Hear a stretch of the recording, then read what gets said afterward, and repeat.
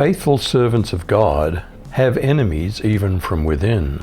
How should we treat them? Let's begin in 1 Samuel 18. Did Jonathan and David become the best of friends? As soon as he'd finished speaking to Saul, the soul of Jonathan was knit to the soul of David, and Jonathan loved him as his own soul. And Saul took him that day and wouldn't let him return to his father's house. Then Jonathan made a covenant with David because he loved him as his own soul. And Jonathan stripped himself of the robe that was on him and gave it to David, and his armor, and even his sword and his bow and his belt. And David went out and was successful wherever Saul sent him, so that Saul set him over the men of war. And this was good in the sight of all the people, and also in the sight of Saul's servants. Did Saul eventually become jealous of David and his fame? As the troops were coming back, when David was returning from killing the Philistine, the women came out from all the cities of Israel to meet King Saul, singing and dancing with tambourines, with shouts of joy, and with 3-stringed instruments. As they celebrated, the women sang, "Saul has killed his thousands, but David his tens of thousands." Saul was furious and resented this song. "They credited tens of thousands to David," he complained, "but they only credited me with thousands. What more can he have but the kingdom?" So Saul watched David jealously from that day forward. Did Saul attempt to kill David in a jealous rage? But did the people love David?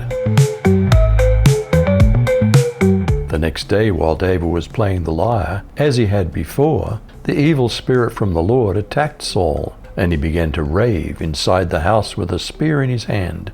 Saul hurled it, thinking, "I'll pin David to the wall." But David escaped from him twice. Now Saul was afraid of David, because the Lord was with him and had departed from Saul. Saul removed David from his presence and made him an officer over a division of soldiers. So David led the troops in battle. David was successful in all that he did, for the Lord was with him. When Saul saw that David was highly successful, he feared him. But all Israel and Judah loved David because he led them in battle. Did Saul lure David into battle with the Philistines, hoping he would die? And Saul said to David, "Behold my elder daughter Merab. Her will I give you to wife. Only be you valiant for me, and fight the Lord's battles." For Saul said, "Let not my hand be upon him, but let the hand of the Philistines be upon him." And David said to Saul, "Who am I, and what's my life, or my father's family in Israel, that I should be son-in-law to the king?" But it came to pass at the time, when Merab, Saul's daughter, would have been given to David, that she was given unto Adriel the Maholathite to wife. Did David initially decline the hand of Saul's second daughter because he didn't have enough for a dowry? What did Saul plot? And Michal, Saul's daughter, loved David, so they told Saul, and the thing was right in his eyes. And Saul said, "I'll give her to him, that she may become a snare to him, and that the hand of the Philistines may be against him."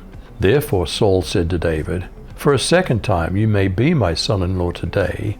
Then Saul commanded his servants, "Speak to David secretly, saying, Behold, the king delights in you, and all his servants love you. So now become the king's son-in-law." So Saul's servants spoke these words in David's hearing.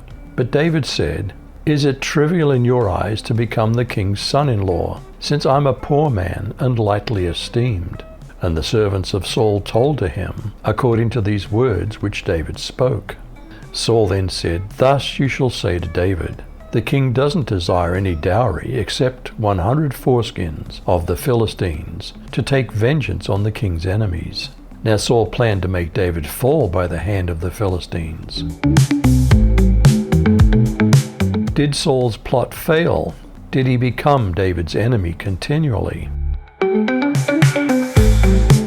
When his servants told David these words, it pleased David to become the king's son-in-law. So before the time had expired, David set out and went, he and his men, and fatally struck 200 men among the Philistines. Then David brought their foreskins, and they presented all 200 of them to the king, so that he might become the king's son-in-law. And Saul gave him his daughter Michal as a wife. Then Saul saw and realized that the Lord was with David, and that Michal, Saul's daughter, loved him. Then Saul was even more afraid of David. So Saul was David's enemy continually. Then the commanders of the Philistines went to battle, and it happened as often as they went out that David was more successful than all the servants of Saul. So his name was held in high esteem. Will true Christians have enemies in this life? Who will they be? For I have come to turn a man against his father, a daughter against her mother, a daughter-in-law against her mother-in-law. A man's enemies will be the members of his own household. How should we treat those who choose to be our enemies?